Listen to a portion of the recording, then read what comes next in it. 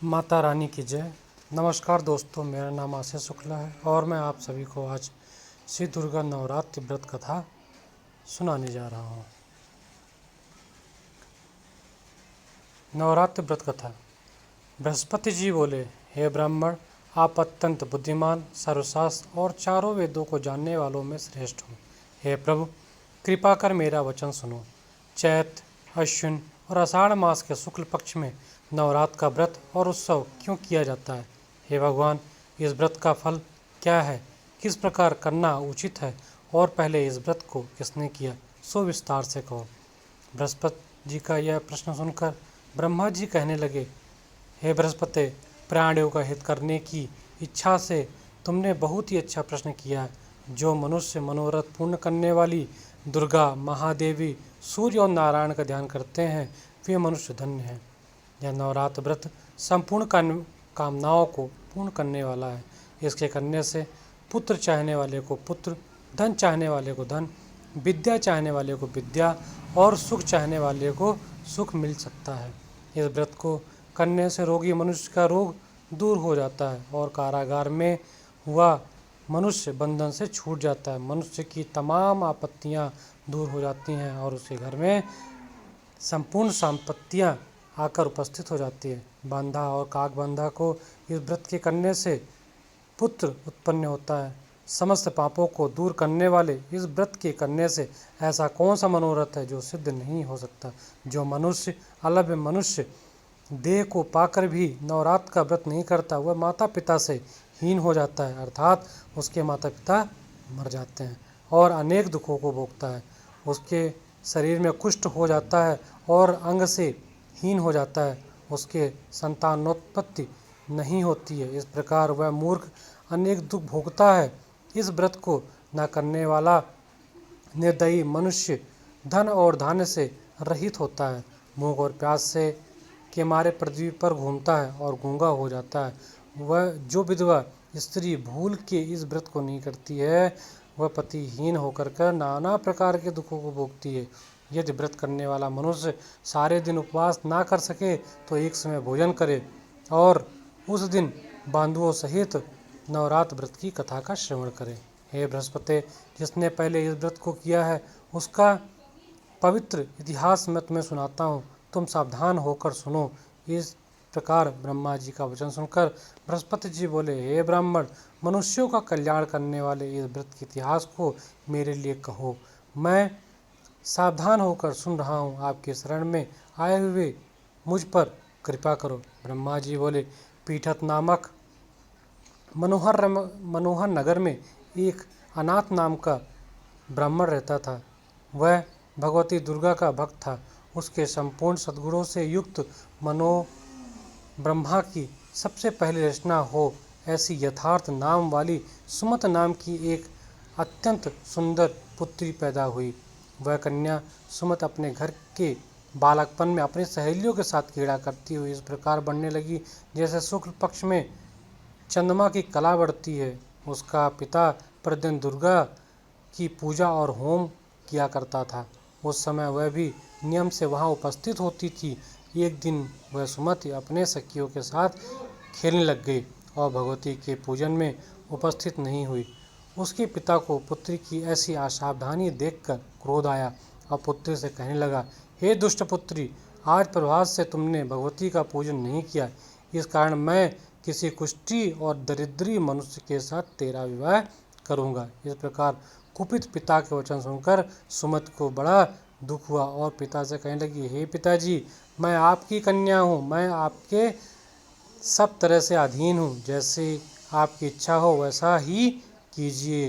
राजा कुष्ठी अथवा और किसी के साथ जैसी आपकी इच्छा हो मेरा विवाह कर सकते हैं, होगा वही जो मेरे भाग में लिखा है।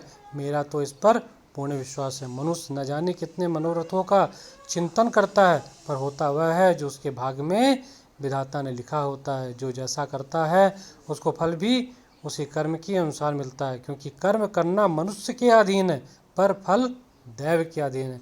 जैसे अग्नि में पड़े तृणादि अग्नि को अधिक प्रदीप्त कर देते हैं, उसी तरह अपनी कन्या के ऐसे निर्भयता से कहे हुए वचन सुनकर ब्राह्मण को अधिक क्रोध आया।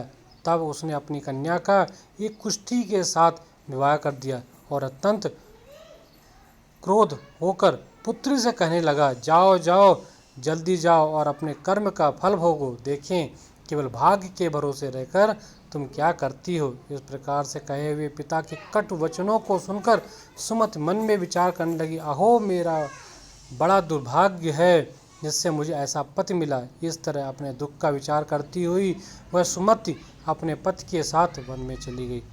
ध्यानावेशायुक्त उस स्थान पर उन्होंने रात बड़े कष्ट से व्यतीत किया। उस गरीब बालिका की ऐसी दशा देखकर भगवती उसके पूर्व जन्म के पुण्य के प्रताप से प्रकट होकर सुमति से कहने लगी, हे दीन ब्राह्मणी, मैं तुम पर प्रसन्न हूँ। तुम जो चाहो वरदान मांग सकती हो। मैं प्रसन्न होने पर मनवांछित फल देती हूँ। इस प्रकार भगवती दुर्गा का वचन सुनकर ब्राह्मणी कहने लगी, आप कौन हैं जो मुझ पर प्रसन्न हुई हैं?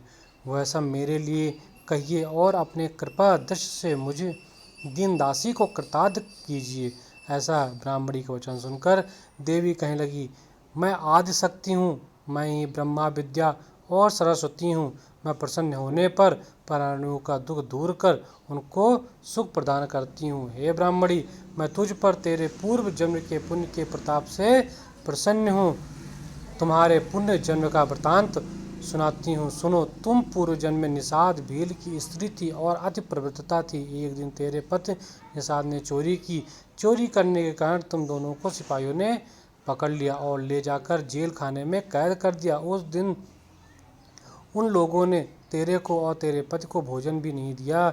इस प्रकार नवरात्रों के दिनों में तुमने ना तो कुछ खाया ना ही कुछ जल पिया।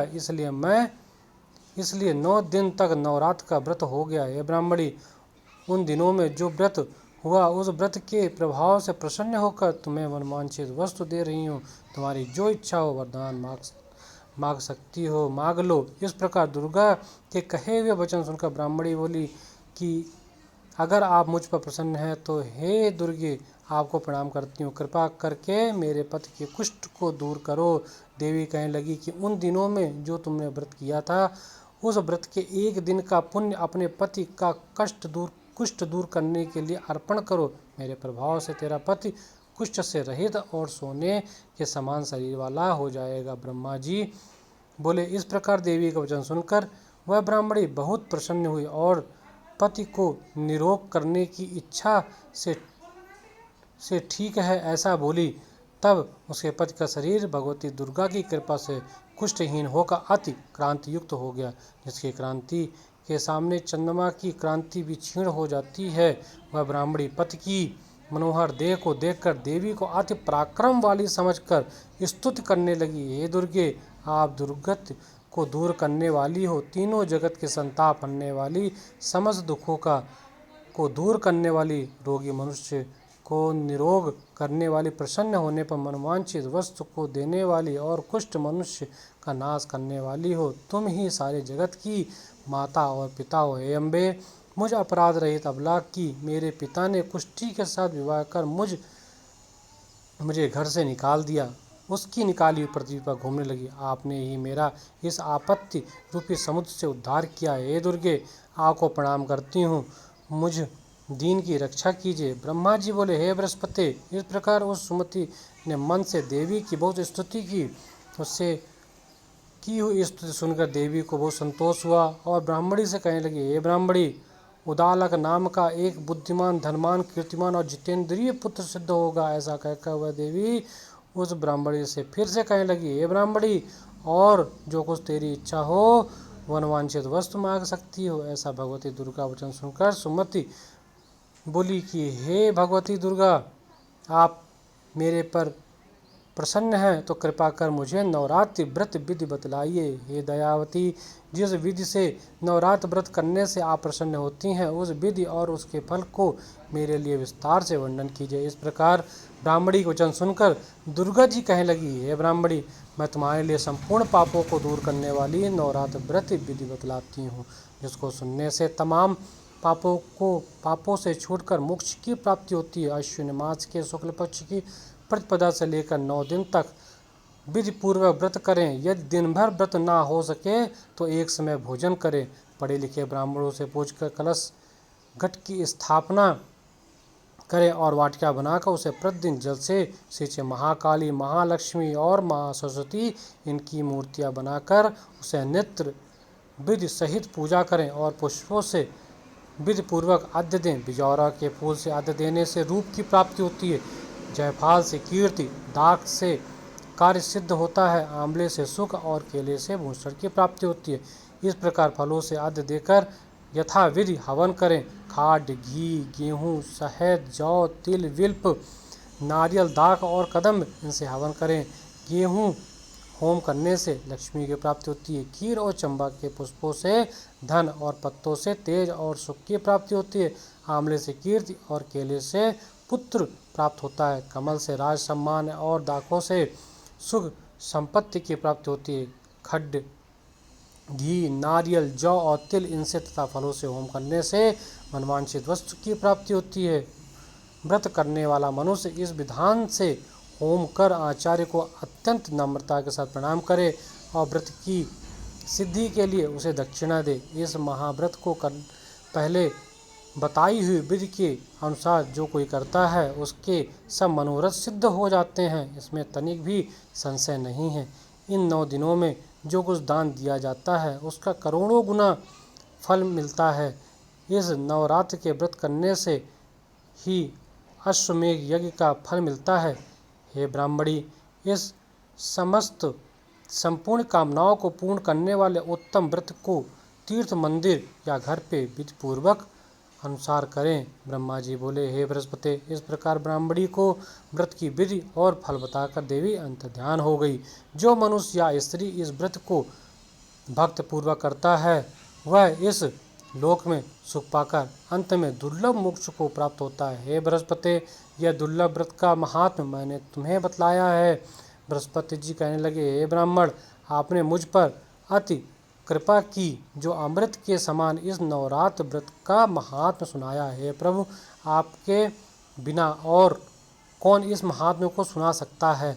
ऐसे बृहस्पति जी के वचन सुनकर ब्रह्मा जी बोले, हे बृहस्पति, तुमने सब प्राणियों का हित करने वाले इस अलौकिक व्रत को पूछा है, इसलिए तुम धन्य हो। हे भगवती शक्ति संपूर्ण लोकों का पालन करने वाली है। इस महादेवी के प्रभावों को कौन जान सकता है। बोलो माता रानी की जय।